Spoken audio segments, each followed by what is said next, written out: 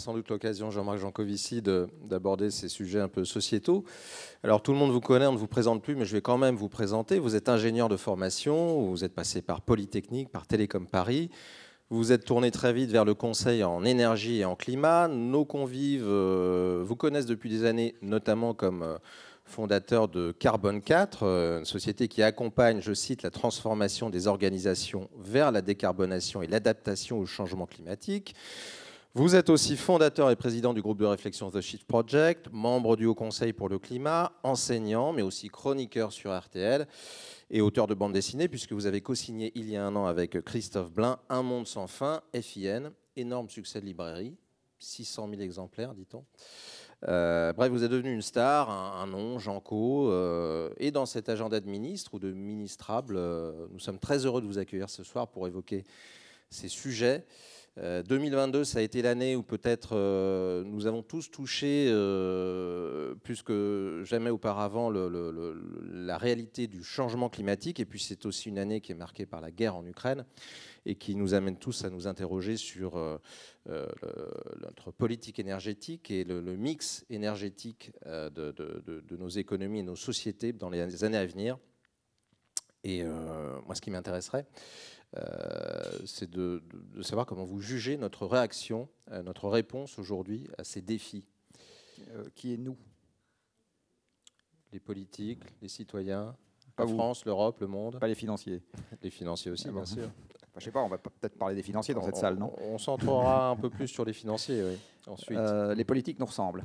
Les politiques dans un pays, enfin dans une démocratie en tout cas, c'est un très bon reflet de l'opinion avec 3 ans de retard, de manière structurelle. Donc les politiques, ils ne sont pas plus courageux que nous, ils n'ont pas de raison de l'être. Voilà. Donc comment est-ce qu'on réagit? On ne réagit pas à la bonne vitesse, mais ça tout le monde le sait déjà. Je vais rappeler un chiffre, je vais rappeler 2 chiffres. Le premier, c'est que le CO2 étant une molécule chimiquement inerte tant qu'elle est dans l'atmosphère, ça c'est de la chimie, on ne peut rien y faire, il faut attendre plus de 10 000 ans après arrêt des émissions pour que le surplus de CO2 qu'on a créé dans l'atmosphère s'évacue. Plus de 10 000 ans. En fait, dans 10 000 ans, entre 10 et 20% du surplus de CO2 qu'on a créé sera toujours là, après arrêt des émissions, et ça, c'est irrémédiable, c'est de la chimie. Si on veut éviter un réchauffement supérieur à 1,5 degré en 2100, il nous reste à émettre à peu près un quart de ce que nous avons déjà émis sur le dernier siècle. Donc sur les 80 ans qui viennent, il nous resterait à émettre un quart de ce qu'on a émis sur le dernier siècle, avec une population en moyenne 3 fois plus nombreuse, enfin 2,5 fois plus nombreuse. Ce qui veut dire qu'un bébé qui naît aujourd'hui, il a le droit, dans un monde qui ne dépasserait pas 1,5 degré en 2100, il a le droit au 10e des émissions que ses grands-parents qui meurent aujourd'hui ont eu pendant leur vie. Au 10e. Sachant que le 10e des émissions d'un terrien ordinaire, c'est plutôt le 50e des émissions d'un convive ordinaire à ce dîner. Et moins inclus. Et donc, pour tenir ce budget-là, il faudrait que les émissions planétaires commencent à baisser demain de 7 à 8% par an. Sachant que les ingénieurs ne feront pas les miracles que vous attendez d'eux sur l'efficacité carbone de l'économie, ça veut dire qu'il faudrait organiser dans le monde une récession de 6 à 7% par an à partir de demain matin, tous les ans. Voilà, je ne suis pas sûr qu'il y ait beaucoup de candidats dans la salle. Donc, il n'y a pas beaucoup de candidats chez les politiques. Puis, aussi bête que ça. Voilà, c'est comme ça que ça se passe. Qu'est-ce que ça veut dire cette histoire? Ça veut dire que les 1,5 degrés, on va se les manger dans les 20 ans qui viennent, de façon absolue. Donc ne faites pas de stratégie 1,5 degrés si vous êtes encore en poste dans les 20 ans qui viennent, voilà, parce que sinon il va vous arriver des ennuis. Et n'en faites pas non plus si vous pensez que vos enfants pourraient vous demander des comptes dans les 20 ans qui viennent, parce qu'on va se les manger de toute façon, sauf scénario Don't Look Up, guerre thermonucléaire ou pandémie, enfin un peu plus sérieuse que le Covid. Il faut, encore une fois, même avec des émissions qui baisseraient de 7% par an demain matin, on prend quand même 1,5 degré. Et pour les 2 degrés, il faut se contenter, entre guillemets, d'une baisse de 5% par an demain matin, tous les ans. Donc non, on ne fait pas ce qu'il faut pour limiter le réchauffement climatique, et on ne fait pas ce qu'il faut tout simplement parce que la contrepartie qu'il faudrait qu'on accepte, c'est-à-dire une contraction à partir de maintenant structurelle de notre consommation matérielle, je dis bien une contraction structurelle, pour le moment, la population n'a pas envie de s'y résoudre, et les dirigeants encore moins que les autres, pour une raison assez simple, c'est que le pouvoir et l'argent donnent l'illusion de la protection contre l'adversité. Donc, j'ai envie de dire, les gens qui sont dans cette salle, encore moins que les autres, à cause de cet élément extrêmement normal, animal presque, hein, qui est que, encore une fois, le pouvoir et l'argent protègent de l'adversité. C'est pas très engageant tout ça quand même. Alors si on vous m'avez demandé de dire ce que je pensais, donc je vous dis ce que je pense. Y a-t-il une autre alternative à organiser une récession carabinée dans les 20 ans qui viennent? Non. Non. Enfin, si vous voulez qu'on maintienne le réchauffement sous les 1,5 ou 2 degrés, non. Alors la bonne nouvelle, c'est qu'on l'aura quand même pour partie. Il faut quand même rappeler que le moteur de la civilisation industrielle, c'est les combustibles fossiles, que l'idée qu'on puisse conserver une civilisation industrielle sans combustibles fossiles, c'est une chimère. Sur les 2 derniers siècles, nous sommes sortis des énergies fossiles. Je vous rappelle que les énergies renouvelables, c'est les énergies avec lesquelles l'humanité a vécu en permanence jusqu'à il y a 2 siècles. Ça marche très bien. La preuve, on est dans cette salle. Donc c'est parfaitement compatible avec le fait qu'il y ait des êtres humains sur Terre. Par contre, qu'on aille dans un monde 100% renouvelable en conservant des avions 40 mètres carrés chauffés par personne, des palaces, des motos, des chaussures en solde au Black Friday, etc., pas une seconde. Voilà. Donc ça ne marchera pas. Et 1, on a du mal à le comprendre. 2, on a du mal à l'accepter. 3, il n'y a aucun plan qui est prêt pour ça. C'est-à-dire que la quasi-totalité du monde économique se postule, du reste tous les modèles que vous utilisez en macroéconomie, ils continuent à postuler la croissance à l'avenir, quoi qu'il soit passé dans le passé. Donc on utilise une boîte à outils qui n'est absolument pas adaptée à ce cadre de réflexion. Et aujourd'hui, non, on n'est pas prêt. Je ne vous dis même pas que je suis prêt, je dis collectivement, on n'est pas prêt. Voilà, c'est un fait. Vous avez parlé d'une renouvelable sans aller jusqu'au 100% renouvelable. On sait que vous êtes plutôt pro-nucléaire. Enfin, en tout cas, c'est une énergie à avoir dans son mix. Est-ce qu'on a on a annoncé des plans cette année? On s'est un peu réveillé sur ce sujet-là. Est-ce qu'on a les moyens vraiment d'y aller quand on regarde les finances d'EDF? Alors, la différence entre le renouvelable et le nucléaire, c'est que les barrières ne sont pas au même endroit. En ce qui concerne les énergies renouvelables, les barrières sont physiques. Les énergies renouvelables sont globalement des énergies qui sont diffuses et peu denses, et nous vivons dans une civilisation de la puissance. C'est-à-dire qu'aujourd'hui, nous avons besoin, pour faire fonctionner les grosses machines qui fonctionnent pour nous, parce que tous autant que nous sommes dans cette salle, nous sommes les enfants des laminoirs, des vapocraqueurs et des raffineries, même les gens qui font de la finance. Les gens qui font de la finance, s'il n'y avait pas les flux physiques sous-jacents, vous ne feriez pas de finance. Dans un monde, pour qu'il y ait de la finance, il faut que le monde ait énormément de flux physiques. Il y a quelques siècles, il n'y avait pas beaucoup de financiers. Donc, dans un monde sobre en flux physique, il n'y a pas beaucoup de consultants non plus. Donc, je prends aussi pour moi. Nous sommes collectivement des gestionnaires de la complexité. Et dans un monde sobre en énergie, il y a beaucoup moins de complexité. Et donc, toutes ces fonctions qui se nourrissent de la complexité, contrôleurs de gestion, financiers, consultants, comptables, etc., il y en a beaucoup moins. Il suffit de regarder le monde tel qu'il est autour de nous. Dans les pays sobres en énergie, toutes ces professions sont en effectif beaucoup plus réduits. C'est un constat assez facile à faire. Bon. Donc, tiens, c'est pas très compliqué. Donc là, ce que je disais, c'est que nous sommes donc les enfants des énergies fossiles, et les énergies fossiles, de toute façon, sont amenées à baisser à l'avenir, même si on ne se préoccupe pas du climat, parce qu'il faut entre 50 et 400 millions d'années pour faire du pétrole et du gaz, et il a fallu 300 millions d'années pour faire du charbon. Donc ce n'est pas renouvelable aux échelles de temps qui nous intéressent. Alors en ce qui concerne le pétrole, le Shift Project a sorti un travail extrêmement fouillé il y a 1 an, passé complètement sous les radars de la presse, dans lequel on avait confié à l'ancien patron de l'exploration de Total, l'ancien patron de l'évaluation des gisements de Total et l'ancien analyste pétrole et gaz de l'AIE le soin d'analyser une base de données de l'intégralité des gisements pétroliers dans le monde, à laquelle on a eu accès pour une bouchée de pain, tenue par Reichstadt Energy, pour ceux d'entre vous qui connaissent cette société. Et le pronostic qu'ils nous ont fait, c'est que d'ici à 2050, les 16 premiers fournisseurs de l'Europe, qui sont aussi les 16 premiers producteurs de pétrole dans le monde, hors Brésil et Canada, allaient voir leur production divisée par 2. Ce qui veut dire que l'Union européenne, qui importe la totalité de son pétrole, puisque maintenant la Grande-Bretagne n'en fait plus partie et la Norvège n'en a jamais fait partie, va voir ses importations de pétrole divisées par 2 à 20. Donc de toute façon, nous, la décarbonation, on va y avoir droit, gilet jaune ou pas gilet jaune, enfin voilà, de toute façon, on va y avoir droit. Sur le gaz, on a brutalement arrêté de consommer du gaz à la hausse en Europe, enfin la consommation de gaz s'est brutalement arrêtée quand la mer du Nord a passé son pic, qui à l'époque fournissait plus de la moitié du gaz européen. Et le pic mondial pour le gaz, ça, le Shift Project va publier son travail, un travail de même nature que ce qu'on a fait sur le pétrole la semaine prochaine. Il y a un webinaire gratuit, vous pouvez vous inscrire si vous voulez. Le pic mondial pour le gaz serait 2030. Give or take some, quelques années près. Ce qui veut dire que Poutine est juste en train de nous livrer un avant-goût en ce moment de ce qui nous attend plus tard de façon structurelle. Donc on va avoir moins de pétrole et on va avoir moins de gaz de toute façon, climat ou pas climat. Donc la décarbonation, elle est en marche de toute façon, volontaire ou involontaire. Et à ce moment, et je vous rappelle que la mondialisation, c'est du pétrole essentiellement, puisque c'est des camions et des bateaux, hein, la mondialisation. Hein, sans camions et sans bateaux, il n'y a plus de mondialisation. Donc on a aujourd'hui un système qui a vécu transitoirement, une corne d'abondance, qui a vécu transitoirement sur des énergies non renouvelables. Et de toute façon, ça c'était très bien expliqué dans Dynamics to Growth, dont on m'a parlé tout à l'heure, qui était de la dynamique des systèmes, hein, c'est juste ça. De toute façon, à un moment, les limites s'appliquent. Donc ou bien on les gère, ou on les subit. Si on les subit, en général, c'est moins drôle. Mais voilà, c'est le choix que nous avons.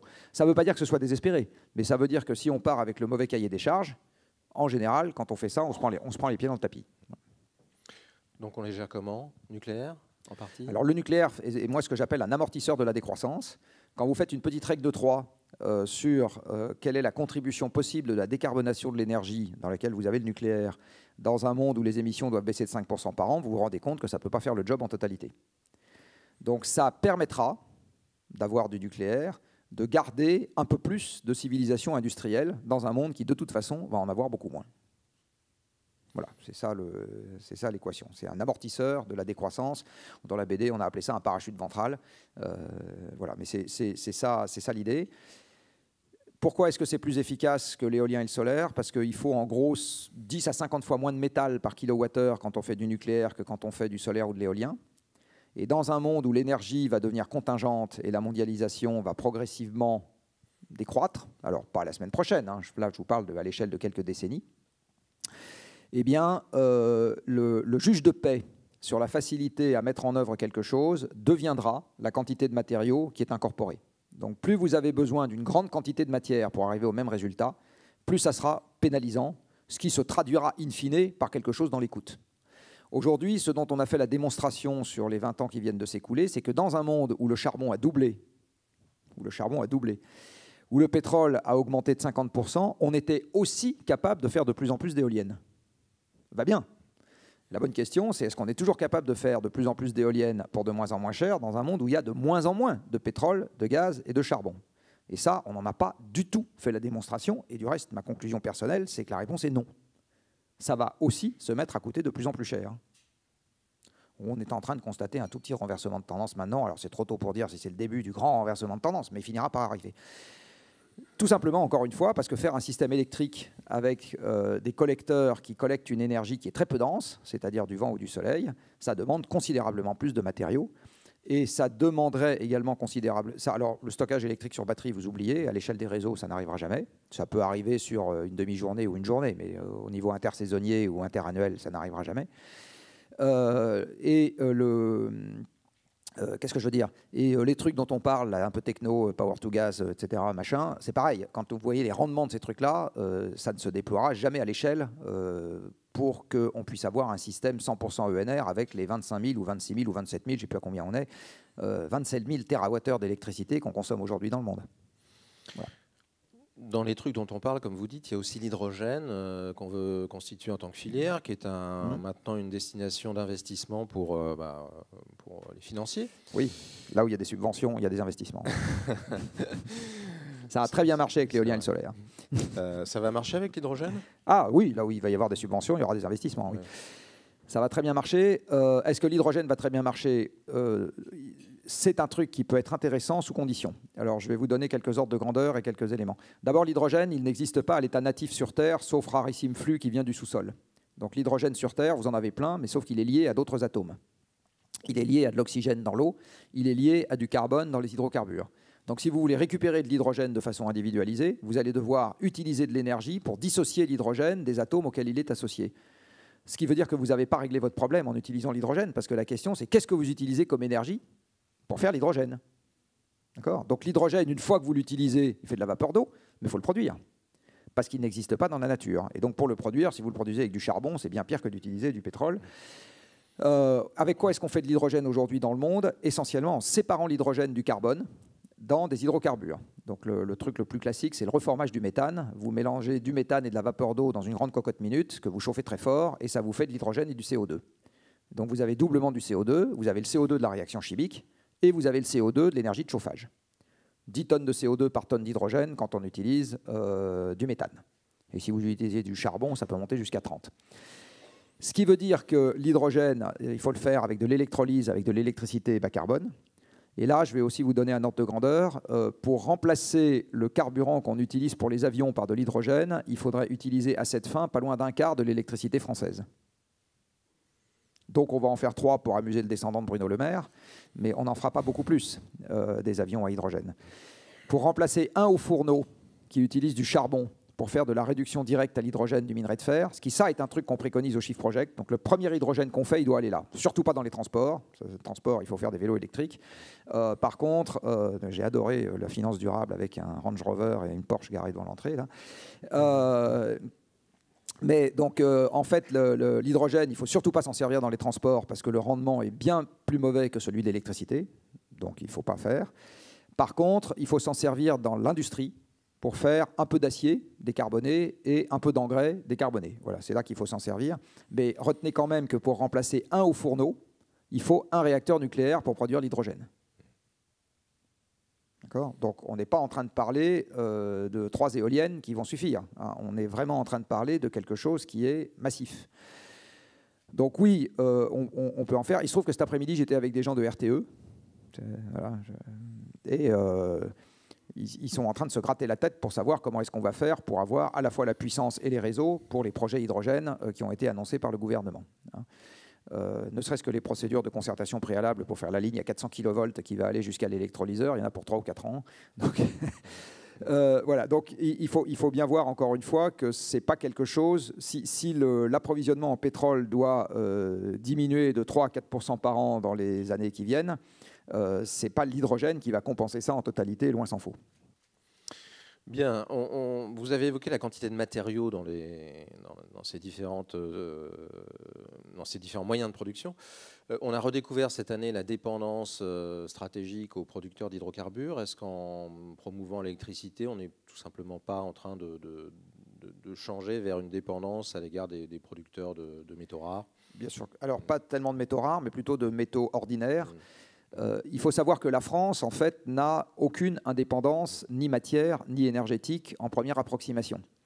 En ce qui concerne l'énergie, nous importons la totalité de nos hydrocarbures, sauf 1% de notre pétrole, sous le bassin parisien. C'est pour ceux d'entre vous qui sont déjà allés dans la forêt de Fontainebleau, il y a quelques puits de pétrole qui s'y baladent. Nous importons la totalité de nos métaux, puisqu'il n'y a quasiment plus une mine métallique en France. Donc qu'il s'agisse de faire des réseaux électriques, des réacteurs nucléaires, des éoliennes ou des panneaux solaires, de toute façon, on importe. Il n'y a pas que l'uranium qu'on importe. On importe tout.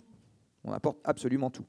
Et en passant du reste du nucléaire au renouvelable, on importera beaucoup plus de métal, globalement. L'Agence internationale de l'énergie est en train de multiplier les alertes en ce moment, et du reste le BRGM aussi, en expliquant qu'en ce qui concerne le cuivre, les mines de cuivre en production actuellement dans le monde ou en développement, c'est-à-dire à la fois celles qui produisent et celles pour lesquelles les infrastructures sont en cours de construction pour produire plus tard, vont passer leur pic dans les 2 ans qui viennent. Donc ça veut dire que le prix du cuivre, je ne sais pas trop ce qu'il va faire dans les années qui viennent, et les quantités disponibles, je ne sais pas trop ce qu'elles seront dans 10 ou 15 ans. Alors est-ce que ça empêche de faire des éoliennes? Sûrement pas. Est-ce que ça empêche d'en faire autant qu'on voudrait? Peut-être. En tout cas, ce qui est sûr, c'est qu'aujourd'hui, ce genre de sujet n'est pas regardé. Et là, je voudrais en venir à quelque chose qui concerne directement votre métier. Le prix passé ne vous donne aucune indication sur les quantités futures. On est en train de le constater en ce moment de manière directe avec le gaz. Donc, il n'y a pas d'élasticité long terme, prix-volume, sur les matières premières indispensables à l'économie. Il n'y en a jamais eu, il n'y en aura jamais. Donc, ne regardez pas le prix si vous voulez savoir si un truc va flotter ou pas. Ça ne vous donne aucune information. Il faut regarder les quantités physiques. Alors, il se trouve que je fais un petit peu de plaidoyer pro domo parce que c'est ce qu'on fait à Carbone 4. Hein. Ce qu'on fait, c'est quand on essaye d'avoir un pronostic sur le fait que ou une stratégie d'entreprise ou une stratégie financière ou la gestion des placements flotte à l'avenir, on travaille avec des méthodes qui sont d'abord basées sur la physique. Hein. D'abord basées sur des flux physiques, sur des émissions, sur des énergies, etc. Et c'est ça qu'il faut regarder en premier, encore une fois. La partie prix, elle ne vous dit que la partie prix passée. Voilà, c'est tout ce qu'elle vous dit. Alors, puisque vous parlez des prix, cette année aussi, on s'est rendu compte que le marché, enfin la libéralisation des prix de l'électricité et du gaz en Europe avait ses limites. Et on est en train d'essayer de trouver un mécanisme pour corriger tout cela. Est-ce qu'on corrige à vos yeux une erreur historique? Oui, alors moi je m'étais exprimé il y a 20 ans en disant que c'était une ânerie de libéraliser l'électricité à l'aval. Le truc qu'on aurait éventuellement pu faire, c'est faire un oligopole régulé comme dans l'eau ou les télécoms, c'est-à-dire libéraliser à l'amont, entre guillemets. Donc on aurait très bien pu imaginer en France qu'on ait 2 opérateurs de centrales nucléaires, EDF et Engie, et puis à chaque fois que sur une centrale, on en a un qui ne nous revient pas, et ben on choisit l'autre. Exactement comme on a fait une valse entre Suez, Sor, Veolia, et de temps en temps un petit peu de régie dans l'eau. Mais libéraliser à l'aval, c'était absolument évident que ça allait mettre un pastis sans nom. Et du reste, qu'est-ce que ça a fait? Ça a diverti de la rente des gens qui gèrent les infrastructures vers des gens qui sont des purs distributeurs, donc qui sont des sociétés de services sans capital et sans infrastructure, qui sont très contents, ils ont fait fortune, hein, mais ça n'a absolument servi à rien pour la collectivité. On a créé un système de prix totalement illisible qui dissuade totalement les investissements, sauf quand ceux-ci sont baqués par la puissance publique avec des prix garantis. Sinon, plus personne n'investit rien. Parce que vous êtes incapable de savoir où ça vous mènera. Et on a asservi, et on a un système maintenant de prix de marché qui est asservi sur le prix du moyen le plus onéreux appelé à l'instant T. Et donc, on est tous en train de constater qu'à l'instant T, le plus onéreux, c'est le gaz. Donc, le prix du mégawattheure, c'est calé sur le prix du mégawattheure au gaz, partout. Alors, tant que c'est du spot, c'est pas trop grave, parce que pour le moment, l'essentiel des gens, ils ont acheté à terme. Mais si le spot dure suffisamment longtemps, vous êtes bien placé pour savoir que ça va devenir le prix de tout le monde. Et vous avez déjà des pays, alors en France, on a eu notre bouclier tarifaire pour le moment, qui nous a quand même coûté 100 milliards d'euros, hein, c'est une petite bagatelle, hein, 100 milliards d'euros, c'est quasiment le prix du réseau ferré. Hein, donc, tout ça parce qu'on a voulu faire joujou avec les marchés, c'est quand même un peu cher payé. Donc, la bonne manière d'avancer à l'avenir, c'est de détricoter partiellement le système. Il n'y a pas tellement d'autres manières de faire. Donc, en fait, il faut, j'ai envie de dire, repasser à une structure de distribution à l'aval qui soit très intégrée et éventuellement faire un peu de concurrence à l'amont. Voilà. Toujours dans ces prix et ces signaux prix, il y a un signal prix qui est celui du carbone et de l'organisation des marchés du carbone. Là aussi, quelle est votre vue sur le rôle que peut jouer ce marché aujourd'hui et son Alors, il n'est pas complètement inutile, mais en fait, il aurait fallu le compléter de quelque chose qu'on a proposé il y a quelques années de faire. Sauf que malheureusement pour nous, la personne du gouvernement qui s'est emparée de la proposition pour la porter à l'Europe s'appelait Ségolène Royal. Donc, bon, le résultat n'a pas été terrible. Le projet lui plaisait, mais bon, comment dire, la diplomatie et elle, c'est un... Donc, l'idée, c'était de mettre un prix de réserve aux enchères sur les quotas et un prix de réserve croissant à l'avenir, de telle sorte qu'en fait, on transformait le système de prix en une quasi-taxe. Et ça permettait aux industriels concernés d'embaucher des armées de consultants, de faire des calculs de TRI dans tous les sens et de dimensionner les investissements permettant d'éviter les émissions et d'en faire. Alors que tant que le prix est non prévisible, eh ben, on fait tous pareil. À partir du moment où le prix est non prévisible, on ne fait rien. Et puis ensuite, on se plaint en disant que comme on n'a rien fait, on ne va quand même pas diminuer fortement les quantités. En général, c'est comme ça que ça se passe, en faisant du chantage à l'emploi, etc. Donc il fallait absolument qu'il y ait un signal microéconomique qui permettait aux gens de dimensionner la rentabilité des investissements, qui permettait d'éviter des émissions. Aujourd'hui, avec un prix du carbone qui maintenant est quand même durablement calé à quelques dizaines d'euros la tonne, on commence à voir des gens qui pensent que ça va durer et qui déclenchent des investissements. Mais en fait, ça aurait été beaucoup plus simple d'entrée de jeu d'avoir l'équivalent d'une taxe. Sauf que comme en Europe, on ne peut pas mettre de taxe, on peut mettre qu'un système de marché, eh bien, la Commission a mis en place un système de quotas. Elle n'était pas capable de mettre en place directement une taxe. Les États qui ont mis domestiquement une taxe sont allés assez vite en général sur les industries qui ont été concernées. L'exemple le plus connu, c'est la Grande-Bretagne et sa taxe sur la production électrique, qui a décarboné la production électrique anglaise beaucoup plus vite que les Allemands l'ont fait. Hein. Beaucoup plus vite. Hein. Donc le champion de la décarbonation de l'électricité en Europe, ce n'est pas du tout les Allemands, c'est les Anglais. Ils ont éradiqué le charbon dans leur production électrique quasiment assez vite. Alors là maintenant, eux, ils sont un peu moins soumis aux affres de M. Poutine parce qu'ils continuent à produire du gaz. Mais ils sont allés assez vite là-dessus avec une taxe sur la production électrique. Donc le système de quotas, c'est pas idiot, mais il faut absolument le doubler d'un système de prix. Parce que sinon, encore une fois, ça ne dit pas aux industriels quelle est la pénalité à ne pas respecter la quantité. Et il faut absolument qu'ils aient cette indication. Alors vous avez dans la salle des financiers, des entreprises. Ils se sont tous retrouvés, peut-être pas tous ceux qui sont là, mais un certain nombre à la COP27. En kayak de mer. Kayak de mer, vous y êtes allé, non? Qui a été une déception, mais est-ce que ces grands-messes finalement ne sont pas vouées aujourd'hui à décevoir? Parce que pas en avion. En kayak de mer, parce que pas en avion, à la COP27. Est-ce que... alors la COP, ça ne peut pas régler le problème à notre place. Donc c'est pas la peine d'y aller pour le savoir. On peut le savoir en restant en France. Ça ne peut pas régler le problème à notre place pour une raison très simple, c'est que les enceintes onusiennes sont des enceintes qui sont remontantes et où tous décident à l'unanimité. Donc je vais prendre un exemple qui vous parlera sûrement, parce que je pense que ça concerne beaucoup d'entre vous dans cette salle. Imaginez que vous soyez tous dans cette salle une assemblée de copropriétaires. Imaginez que ce que je vous donne le matin, c'est le programme de travaux de l'hôtel dans lequel nous sommes. Sauf que, en fait, c'est juste le thème. Il n'y a personne pour vous faire une proposition. Chacun rentre dans la salle en disant « moi, je pense qu'il faut faire ça ». Chacun a une voix, indépendamment du fait que vous soyez propriétaire d'un placard à balai ou du penthouse du dernier étage. Et par contre, les charges que vous allez payer sont proportionnelles à la surface que vous détenez. Et il faut que vous vous mettiez d'accord à l'unanimité dans la journée sur un programme de travaux, chacun ayant amené le matin sa proposition, sans syndic, sans président, sans rien, sans personne pour faire des arbitrages. Quelle est la probabilité que vous y arriviez dans la journée? Nulle. Et bien, la COP, c'est exactement ça. Il faut se mettre d'accord sur une mise au régime de l'humanité, chacun amenant sa proposition sans syndic, sans arbitre, sans chef, parce que le président de la COP, il est juste là pour distribuer la parole. Hein. Il n'a aucune autre fonction en pratique. Alors de temps en temps, il empiète un tout petit peu sur son mandat pour essayer de faire des propositions qui permettent un peu d'aller de l'avant, mais enfin, formellement, il n'a pas d'autre fonction que de distribuer la parole. Donc, en fait, ce qui se passe, c'est que vous trouvez dans l'accord à la fin ce que les pays sont déjà prêts à faire, point. Donc la COP ne résoudra aucun problème à notre place. La COP n'aura pas à notre place le courage que nous n'avons pas, et la COP n'aura pas à notre place des mesures coercitives qu'elle nous imposera de l'extérieur. Ça n'arrivera pas. La COP ne fera jamais rien d'autre que d'entériner ce que les pays sont déjà prêts à faire pour des raisons domestiques.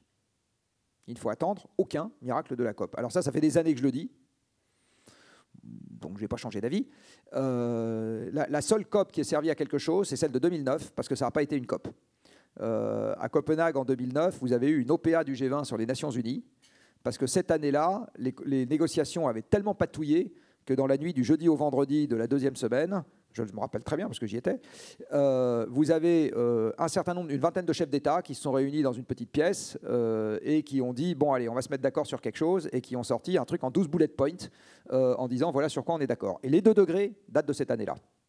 Donc la seule COP qui est débouchée sur un truc intéressant, c'est-à-dire un objectif politique d'élévation de température, qui aujourd'hui sert à caler des analyses, des plans, etc., même s'ils ne sont pas assez ambitieux, hein, c'est la COP de Copenhague. C'est la seule qui est servie vraiment à quelque chose, parce qu'elle n'a pas fonctionné comme une COP. Et alors, comme elle n'avait pas fonctionné comme une COP, les ONG étaient furax et l'ont qualifiée d'échec. Et comme c'était les premiers à pouvoir s'exprimer devant la presse pendant que les délégations finissaient de discuter, c'est ce mot qui est resté. Donc en fait, l'échec, ça a été l'échec du processus onusien, mais ça a été le succès d'un résultat qu'on pouvait enfin exploiter. Voilà. Mais grâce à M. Jadot, dont je me rappelle qu'il parlait devant les caméras de télé à l'époque et consorts, on a retenu ce mot d'échec et ça a donné un grand coup de frein à l'action, ce qui est vraiment dommage parce qu'encore une fois, c'est la seule fois où il s'est passé quelque chose. Mais parce que ça n'était pas une COP. Et toutes les COP qui seront des COP, il n'en sortira rien. Alors sortons de la COP. Vous êtes malgré tout sceptique sur les objectifs net zéro, les stratégies net zéro des grandes entreprises. Pourquoi ? Alors, la stratégie, nous avons publié à Carbone 4 un document qui s'appelle Net Zero Initiative, NZI dans le texte, qui explique pourquoi est-ce qu'une entreprise ne peut pas être neutre individuellement. Qu'est-ce que ça voudrait dire qu'une entreprise soit neutre ? Ça voudrait dire, en fait, qu'elle ait été capable, dans un monde globalement inchangé, de s'extraire toute seule du problème climatique. C'est ça que ça veut dire. Hein. Je suis devenu neutre, ça veut dire je ne suis plus concerné par le problème. La Suisse est neutre dans les conflits, ça veut dire que si on se met sur la gueule, ben la Suisse n'est pas dans le coup et elle n'est pas concernée. Donc on est prié de ne pas lui envoyer les chars et les avions, et elle-même n'a pas de perte militaire.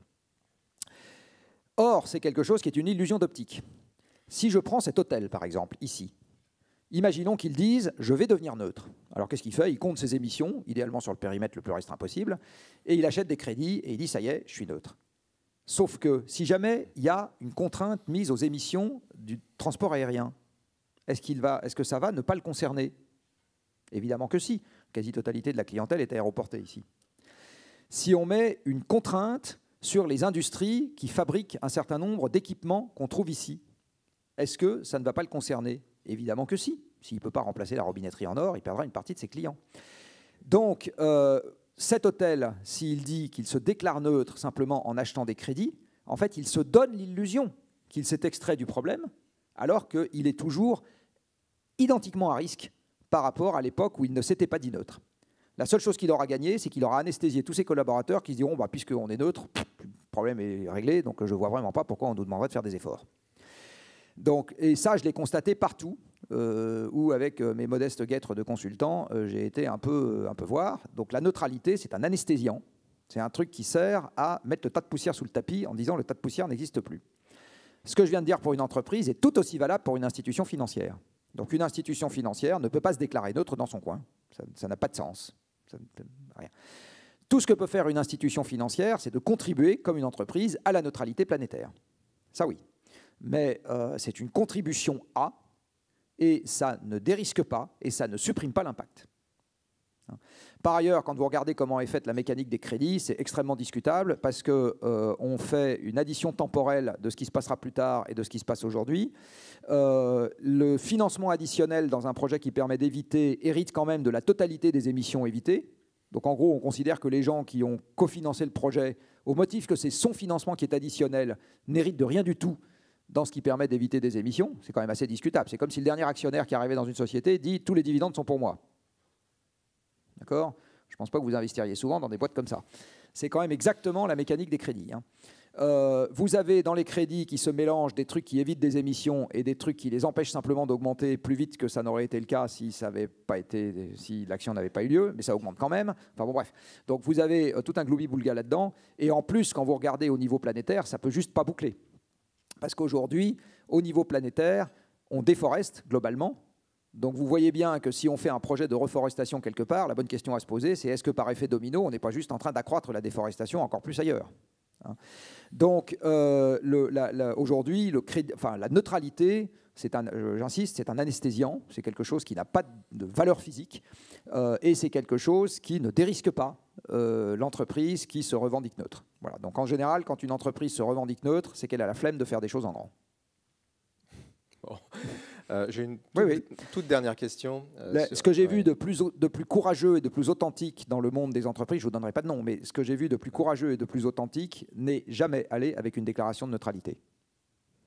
Intéressant. Alors, ça reboucle sur la dernière question, qui est aussi une question d'actualité, puisque une enquête a été publiée aujourd'hui sur les fonds verts qui ne sont pas si verts que ça. Et d'ailleurs, un certain nombre d'institutions financières ces dernières semaines se sont rendues compte que les fonds qu'elles proposaient comme étant verts devaient être classés dans d'autres catégories. Je ne rentre pas dans les détails de la réglementation européenne, mais qu'est-ce que ça dit finalement sur la finance durable et sur sa capacité à avoir un vrai impact sur l'économie? Que le premier déterminant de la finance durable n'est pas de savoir si elle est durable, mais d'être extraite de l'agitation médiatique. Voilà, c'est ça le premier terme du cahier des charges. Dit autrement, quand on veut faire un fonds durable, la première question qu'on se pose, c'est pas est-ce que mon fonds résiste dans un monde où les émissions baissent de 5% par an? Or, c'est ça, un fonds durable. D'accord ? Je vous ai dit, un monde durable, c'est un monde qui jugule le changement climatique, et un monde qui jugule le changement climatique est un monde où les émissions baissent de 5% par an. Donc un investissement durable, une société durable, c'est une société qui flotte toujours dans un monde où les émissions baissent de 5% par an. On est d'accord ? Physiquement, c'est ça qui doit se passer. Est-ce que c'est comme ça que le problème est pris? Absolument pas. Le problème est pris comme je vais dire que c'est durable pour que les activistes me foutent la paix et que les clients continuent d'acheter en n'ayant pas l'impression qu'ils contribuent au malheur du monde. Voilà, c'est ça, un fonds durable. Évidemment que quand c'est ça, le cahier des charges d'un fonds durable, de temps en temps, on se fait rattraper par la patrouille. C'est pas très étonnant. Alors la patrouille, là, ça a été un article du Monde. La patrouille sera peut-être, j'espère, de plus en plus les étudiants qui ne sont pas complètement crétins et qui iront faire 3 calculs d'ordre de grandeur et se rendre compte qu'on raconte des carabistouilles et qui du coup refuseront d'aller dans les endroits qui racontent des carabistouilles, parce que c'est le seul pouvoir qu'ils ont en pratique, hein, c'est de refuser d'aller là où on raconte des carabistouilles. Et très honnêtement, je vais vous dire que moi je les encourage à faire ça, parce que je pense que les entreprises, la mienne y compris, hein, n'innovent que sous la contrainte. Et pour le moment, le secteur financier n'est pas assez contraint pour faire des choses vraiment audacieuses. Bien, eh c'est sur cet appel à la contrainte qui, j'imagine, suscitera des débats à toutes les tables que nous allons clore cette interview placée sous le langage de la vérité. Merci Jean-Marc Jancovici. Je vous en prie.